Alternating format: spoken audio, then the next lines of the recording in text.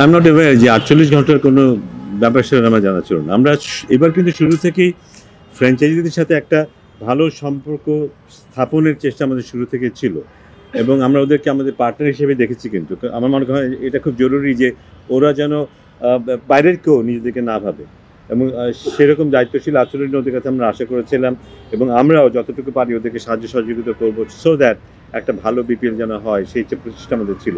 এবং এই কারণে কিন্তু বিপিএলের শুরুর পর থেকে কিন্তু বেশ কয়েকবার আমরা এইভাবে একবারে বসেছি, কিন্তু কয়েকবারই তাদেরকে আমরা লাঞ্চে আমন্ত্রণ জানিয়েছি, বিভিন্ন বিষয় নিয়ে আলোচনা করেছি। সেটারই একটা ফলশ্রুতিতে আজকে একটা আলোচনায় বসা কিন্তু, এবং বিপিএল প্রায় শেষের দিকে, সো এটা প্রয়োজনীয় ছিল। বাট আমরা জানি যে পাশাপাশি আরও কিছু ইস্যু আছে যেগুলো নিয়ে তাদের সাথে আমাদের কিছু এক্সচেঞ্জ হওয়ার প্রয়োজন ছিল। আমরা কিছু অ্যাক্টিভিটি দেখেছি যেগুলি আমাদের বিপিএলের সাথে যায় না, বা আমরা যে এক্সপেক্ট করেছিলাম সেটার সাথে যায় না, সেগুলি তাদেরকে রিমাইন্ডার দেওয়া। কিছু পেমেন্ট ইস্যুস ছিল, সেগুলো নিয়ে তাদের সামনে আলাপ করেছি, সেটা সম্পর্কে তারা কিভাবে প্ল্যান করছে, কিভাবে তারা এগুলো মিট আপ করবে, সেগুলো নিয়ে আলাপ হয়েছে।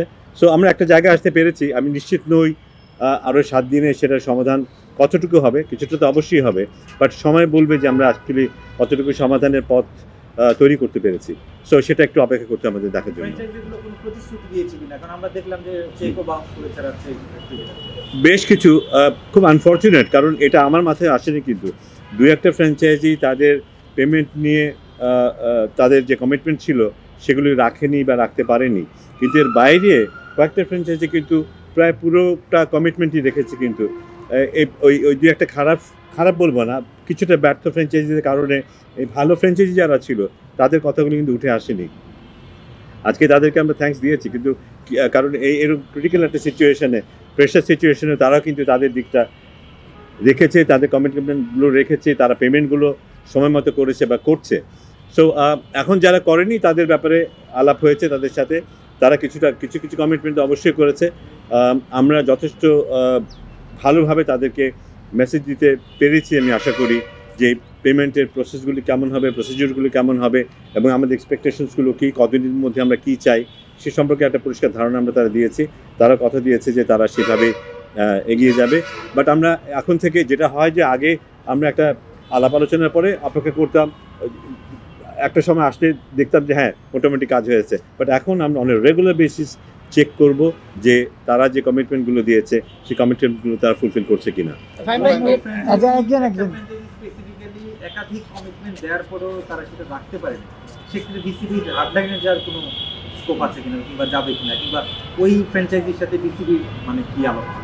না মানে ওই অ্যাকচুয়ালি সেই তাদের সাথেই বেশি আলাপ হয়েছে যারা একটু পিছিয়ে আছে বা বেশ খানিকটা পিছিয়ে আছে, এবং সেখানেই তারা কিভাবে সামনে এই ক্রাইসিসটা নেগোশিয়েট করবে সেটা নিয়ে তাদের সাথে আলাপ হয়েছে, এবং তারা কিছু কমিটমেন্ট করেছে, কিছু এরিয়াতে কীভাবে করবে সেটা আমরা শুনেছি, জেনেছি, এবং তাদেরকে আমরা কিছুটা সময় দিয়েছি ওই কমিটমেন্টগুলো ফুলফিল করার জন্য। বাট যেভাবে বললাম যে আমরা এখন প্রায় প্রতি মুহূর্তেই আমরা ফলো করবো তাদেরকে, তারা তাদের কমিটমেন্টটা কতটুকু রাখছে, তাদেরকে যতটুকু সম্ভব প্রেশার রাখার চেষ্টা করা, সো দ্যাট প্লেয়ারদের পেমেন্টের কথা যদি বলি, বিশেষ করে তাদের দিক থেকে যেন ঘাটতি না থাকে, তারা যেন স্যাটিসফাইড থাকে, এই বিষয়গুলো যেন তারা ইনশিওর করেন।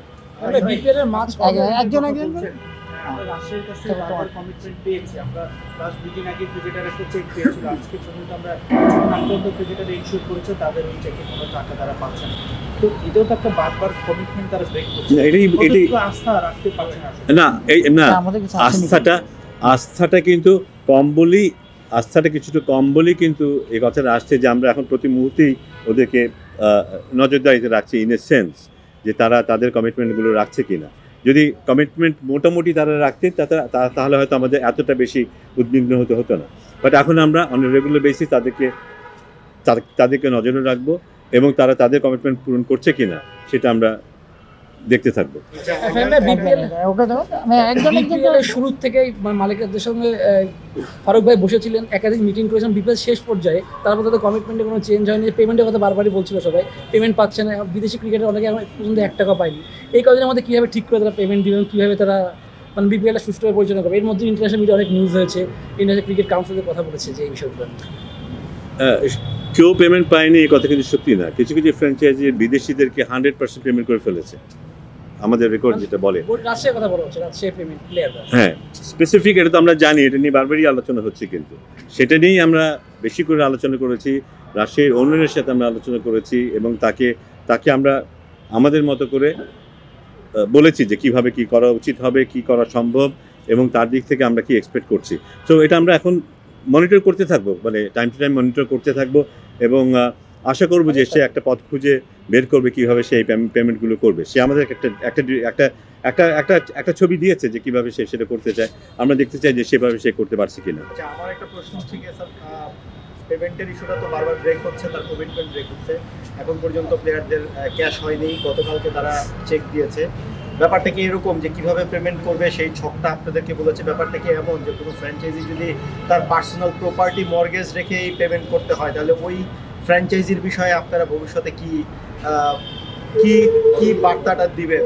মানে ব্যাপারটা একদম এরকমই, সে তার হচ্ছে কি পার্সোনাল প্রপার্টি মর্গেজ রেখে হচ্ছে গিয়ে 2-4 দিনের মধ্যে হয়তো পেমেন্ট করবে, এই ধরনের একটা ব্যাপার, এই ধরনের কোনো কিছু কিনা? না, আমার মনে হয় না ব্যাপারটা সে পর্যায়ে যেতে হবে, আমি জানি না। সে যদি সেইভাবে দিতে চায় সেটা তার ব্যক্তিগত ব্যাপার, এটার সাথে বিপিএল গভর্নিং কাউন্সিলের কোনো সম্পর্ক নেই। কে কিভাবে পেমেন্ট করবে তার পরবর্তীতে ক্রিকেটে থাকার ব্যাপারে আপনাদের চিন্তা ভাবনা কি? না, অবশ্যই, মানে এরপরে তো আমরা যখন এই ধরনের কোনো কাজ করব তখন আমরা নিশ্চয়ই অনেক কিছু ভেবে চিন্তেই করবো। এটা আমরা জানি একটা স্পেশাল সিচুয়েশন ছিল, আমরা নিশ্চিত ছিলাম না এবার বিপিএল করতে পারবো কি না, কটা দল নিয়ে করতে পারবো। তারপরে বলবো যে এটা কোনো এক্সকিউজ না, যেটা হয়েছে এই পর্যন্ত এর অনেকগুলো ঘটনা যেগুলো না ঘটা উচিত হয়নি এবং there is no excuse for that আমাদের দিক থেকে আমি বলবো। বাট ভবিষ্যতে এরকম ঘটনা ঘটবে না এটা আমি মোটামুটি নিশ্চিত বলতে পারি। বলো, একজন করে বলো প্লিজ।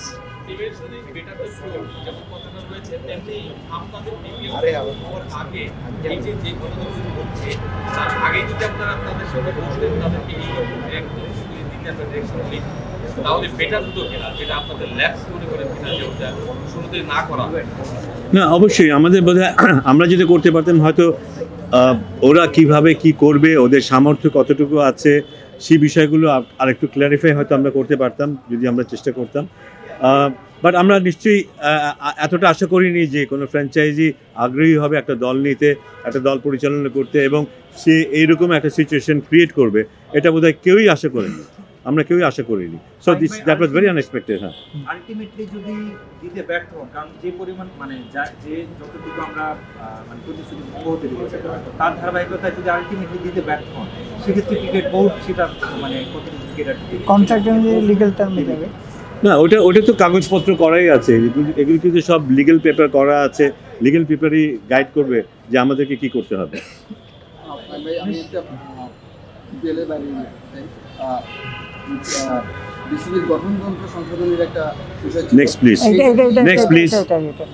বলো, এটা বিপিএল ছাড়া আজকে একজন। হ্যাঁ, সেই মালিক নিয়ে একটা প্রশ্ন, তাদের কয়েকজনের বক্তব্য হচ্ছে তাদেরকে ফাঁসিয়ে দেওয়া হয়েছে, আবার এখানে আবার শোনা যাচ্ছে যে আরো একজন মালিক আছেন, তারা ফ্র্যাঞ্চাইজি ফি দিয়েছেন বা উনি দেন না। এখানে মালিক নিয়ে আসলে কি জটিলতা বা মালিক কি আসলে? এটা আমাদের কাছে মালিক কিন্তু একজন আছেন, ওনার সাথে আজকে আমরা মিটিং করেছি। ভেতরে কি হয়েছে বা ওদের ভেতরে কি হয়েছে এই বিষয়ে অ্যাকচুয়ালি আমি অবগত নই।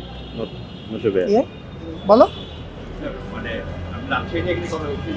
যেমন জিন্সের একটা প্লেয়ারকে ন্যাশনাল টিমের যে ক্যাম্পের সবাই খেলছে, এরকম একজন প্লেয়ার পেমেন্ট পায়নি, এর মধ্যে এক মাসে ছুটি দিতে থাকে চট্টগ্রাম থাকছে ইমন তারপরে যাচ্ছে কিন্তু আপনি লিগের ক্রিকেট অফার চেয়ারম্যান, এটা আপনাদের কাছে কতটা মানে you are a cricket situation because আপনি বিপিএল গভর্নিং কাউন্সিলের chairman and you are also the cricket offer chairman, so how are you seeing your boys getting the payment? I mean the national cricket.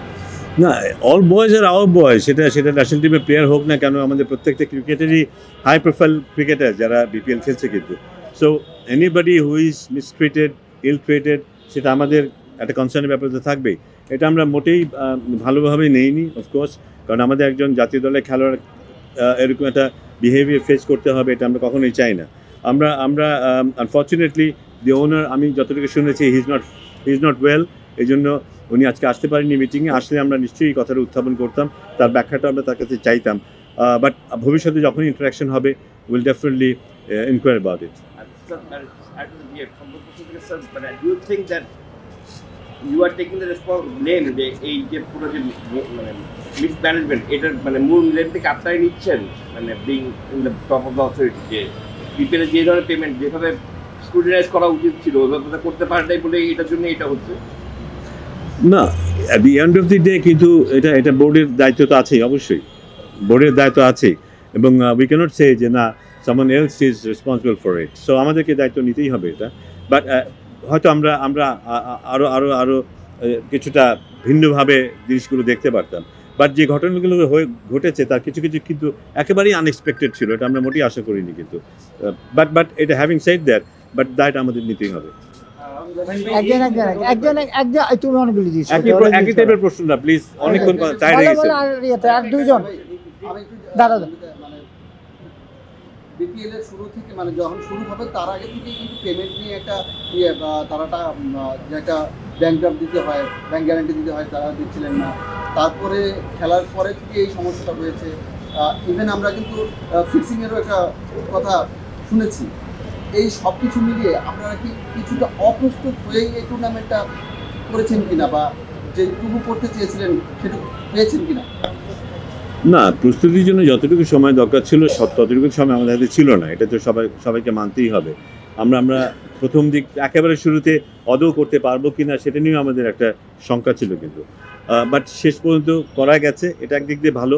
কিন্তু করতে গিয়ে যতটুকু প্রস্তুতি দরকার ছিল বা যতটুকু খুঁটিনাটি বিষয় নিয়ে দেখার প্রয়োজন ছিল সেটা হয়তো আমরা করতে পারিনি, সেই ব্যর্থতা হয়তো আমাদের। But at the same time যে পরিস্থিতিতে সেটা এই টুর্নামেন্ট আমাদের করতে হয়েছে, আশা করি সেটাও সবাই মনে রাখবেন। বাট আমাদের ব্যর্থতা আছে, এটা অ্যাভয়েড করার কোনো অবকাশ নেই। আর মাত্র 8-10 দিন আছে, মনে হয় বিপিএল শেষ হলো, এর রেস্ট থেকে যাবে, পেমেন্ট ইস্যুটা মনে হয় বিপিএল শেষের পরও থাকবে। আগামী সিজনে আসলে রাজশাহীর মতো দল যদি আসে আপনারা কি ডিসিশন নেবেন, বা অন্য ফ্র্যাঞ্চাইজি যারা আসবে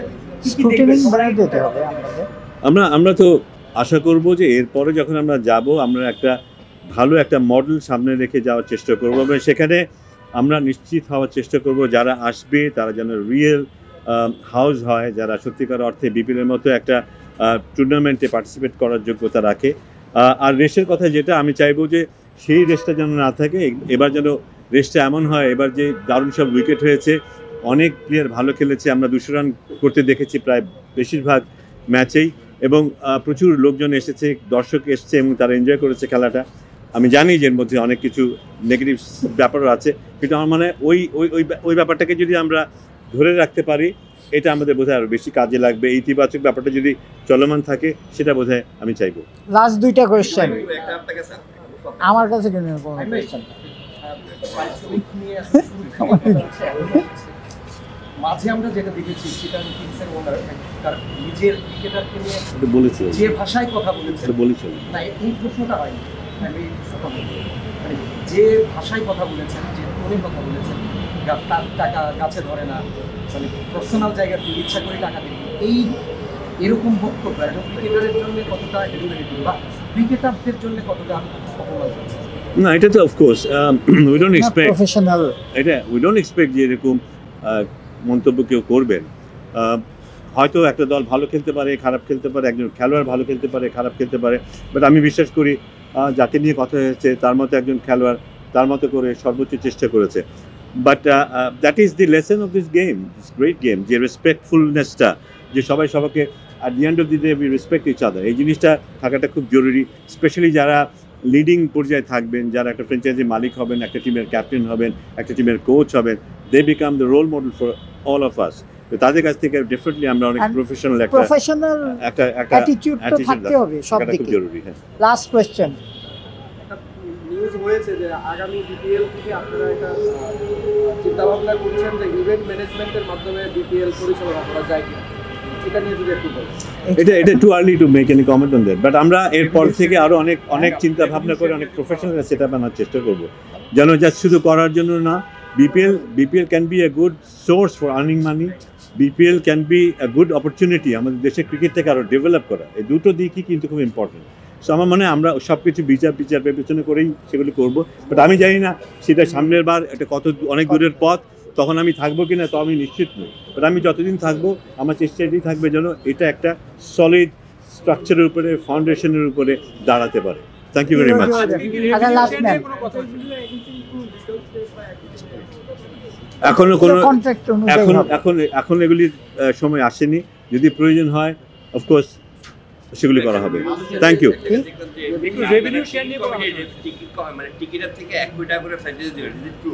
কি হয়েছে টিকিট বিক্রির লভ্যাংশ থেকে 1 কোটি টাকা করে ফ্র্যাঞ্চাইজি দিবেন, বিভিন্ন মানে সোশ্যাল মিডিয়ায় আসছে আর কি। টিকিটের থেকে 1 কোটি টাকা করে let me answer this question and this is the last answer.